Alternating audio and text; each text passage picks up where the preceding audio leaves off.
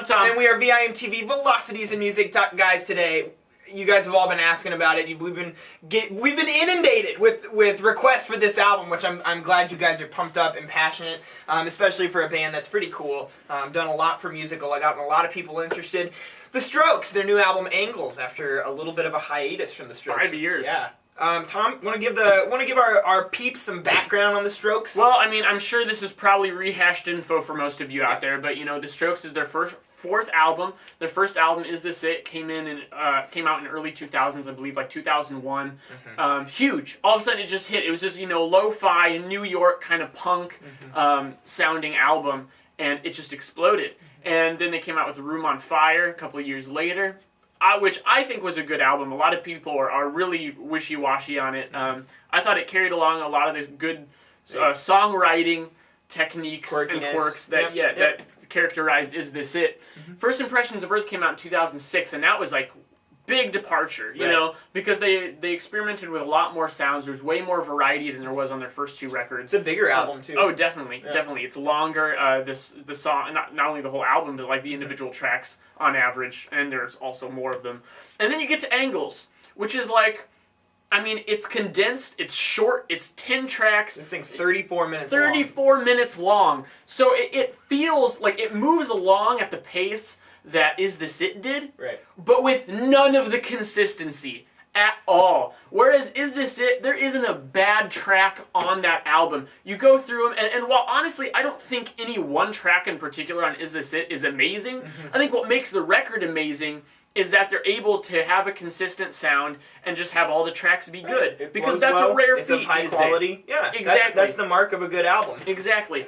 And here, while, yeah, the pacing's similar, there's no consistency. In fact, I think a lot of the songwriting here is pretty good. You know, for songwriting, I'd probably give this around like an 80, even mid-80s. Yeah, overall. There's a couple hiccups in my opinion. Just the bare bones like melodies and guitar riffs and stuff. But the way it's produced, the way it's presented, makes no sense. You start out with like Machu Picchu, which has this kind of 80s vibe, and then you go to Undercover of Darkness, which is like classic Strokes. Great track. I love that song. I think it's the shining moment of the album.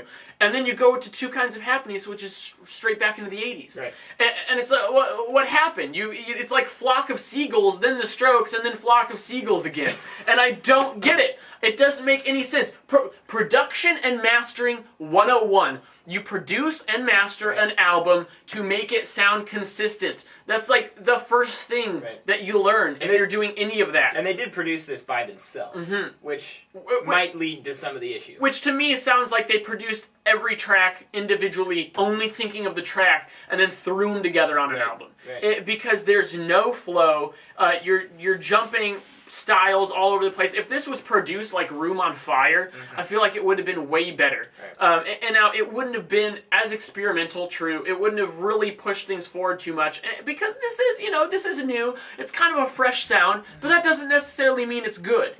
You know, you can't argue that this is good just because it's different, just because they're trying something different, because it's not necessarily in a good direction, I'd say. And I feel like, you know, you nailed it with the production. I'm right there with you, but I'll even go match that with the songwriting too. Really? I feel like on a couple of the tracks, the songwriting's just not up to par. And the thing about the Strokes that you have to understand is these guys are excellent songwriters, and there's most of these tracks actually. There's just a couple that I have beef with, but most of these tracks are very well written. There's lots of, you know, very hooky guitar parts in there that just make this so incredibly catchy, which is part and parcel with all Strokes work. And that's what really made the Strokes such an endearing listen, and probably assisted their blast of popularity back in the early 2000s. And while that's still here, that those qualities are just inherent with these guys, they're still experimenting their sound. They're still pushing it here, and that's what you're seeing. They're trying different production effects and everything. But honestly, I mean, for 34 minutes to have such little content in rather simple songs. I mean,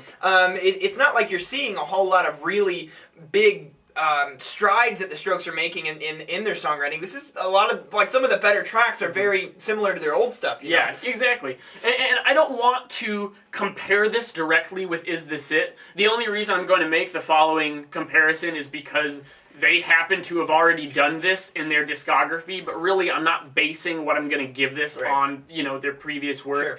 But as I said, the reason that worked is because of consistency, because while it was short, it worked as an album listen, as a unit. This doesn't even work as an album, because by the time you get to the end of it, you've had so many different tastes of different things that no one idea is able to be fully fleshed out. It's never able to gain focus. Exactly. Or momentum, really. Or mood, or it never sets anything. It just feels scattered. Because by the time you feel like maybe they're settling on something, they switch it up completely in every department. Right. So in that way, it just feels like a compilation. Right. You get to the end, and it's 34 minutes, and you just go, what even just happened? Right. I wasn't even able to attach to any one sound that just went on. Yeah, and I've listened to this a bunch. I'm thinking I've listened to this 10 times. I'm probably around 7 or 8. Yeah, and I mean, I love some of these songs. Undercover of Darkness clearly, to me, is the standout, which I have a little problem with bands showing their best cards, that early in the album. Yeah, true. That's just me. And I think that, while this doesn't compare, personally, to anything in the Strokes' discography, and my point is, at least,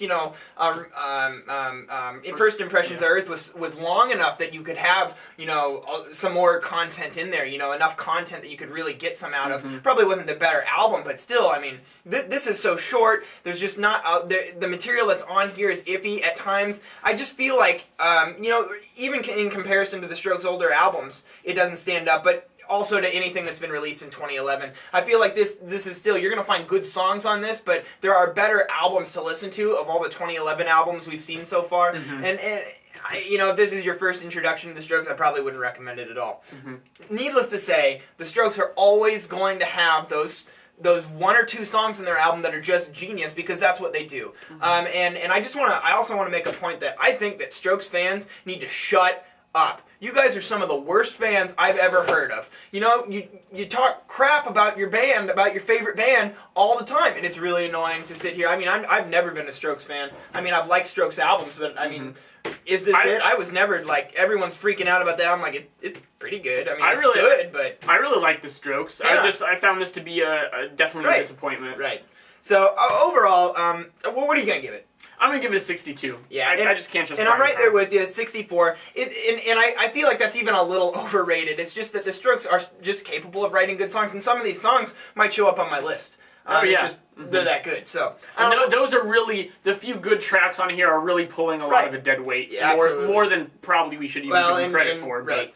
And it's just there could be so much more. This could have been done better. That puts it in the 60s range for us. What do you guys think? I know a lot of you guys really liked this album after you gave it a few spins.